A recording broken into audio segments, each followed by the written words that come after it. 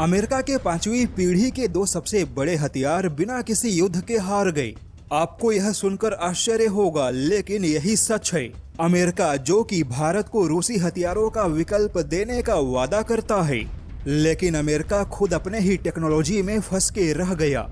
और अब तो सवाल यह है कि क्या अमेरिका भी चीन जैसे ही अपने टेक्नोलॉजी का झूठा प्रचार कर रहा है। चलिए बताते हैं कि आखिर ऐसा क्या हुआ जिससे अमेरिका के सबसे अत्याधुनिक हथियारों पर ही सवाल खड़े हो गए।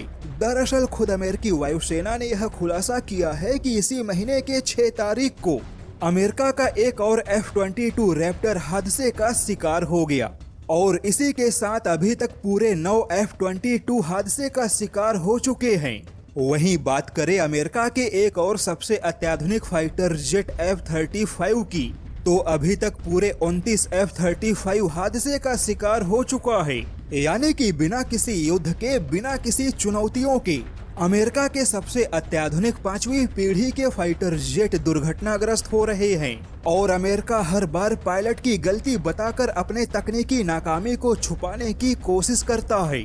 ऐसे में अब खुद रूस ने भी अमेरिका के पांचवी पीढ़ी के लड़ाकू जहाजों का मजाक बनाते हुए कहा है कि युद्ध के मैदान में हमारे चौथी पीढ़ी के फाइटर जेट भी इतने हादसे का शिकार नहीं हुए जितना कि अमेरिका के पांचवी पीढ़ी के फाइटर जेट बिना किसी युद्ध के दुर्घटनाग्रस्त हो रहे हैं। और जैसा कि अमेरिकी लड़ाकू जहाज की यह दोनों ही परियोजना खुद अमेरिकी इतिहास की सबसे महंगी फाइटर जेट की परियोजना है, वहीं अमेरिका का F-35 जो कि अमेरिका के हिसाब से दुनिया का सबसे अत्याधुनिक फाइटर जेट है, लेकिन अभी तक F-35 खुद अपनी क्षमता को ही साबित नहीं कर पाया, जबकि आज तक अमेरिका इसके इंजनों में बदलाव ही कर रहा है।